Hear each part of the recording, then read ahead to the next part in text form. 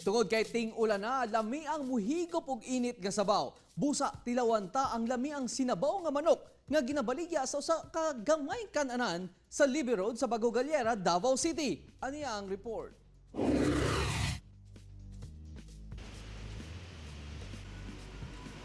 Gideklara ng rainy season sa Pag-asa. Panahon na usab kini sa mabugnaw nga panahon. The best ni ana, mga pagkaong pampainit sa tiyan nga sinabaw. Kung pinasahin putahe ang inyong gipangita, hapit kamo dinhi sa gamayng kan-anan sa Libby Road sa Barangay Bago Galiera sa sabaw ni Pandoy. Sinabaw nga manok ang ilang putahe, but wait, dili broiler, dili native, kundili mga kal na nga mga manok gikan sa mga poultry. Nakahuna-huna ni ini, mao si Fernando Lirasan o Sinong Pandoy. Manok ni siya nga kanang gipaitlog, pagkahuman og pangitlog nila nga medyo hinay na sa mga itlog, harbison ni sa farm, amo ni among ginagamit. Pagtuo sa uban, gahi ang maong klase sa manok, kay mao kining mga manok nga nagapangitlog apan gidispose na kay dili na mapuslan.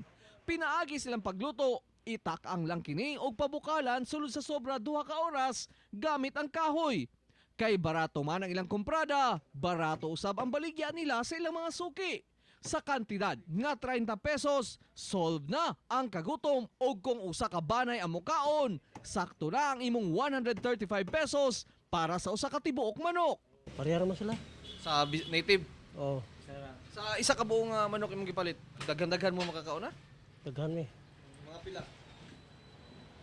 Pulo mi dito. Lami kay sir. Man, tipid po. Tipid kay barato raman, 30 raman. Ingon pa nila, ang pinakalaming sabuan ang native o Bisaya nga manok. Apan, ang ilang timplada dinhi, siguradong dili nimo makumpara ang kalami. Okay ra man sir. Okay ra. Mo gyapon native. Maurag yapon. Maurag yapon. Lami.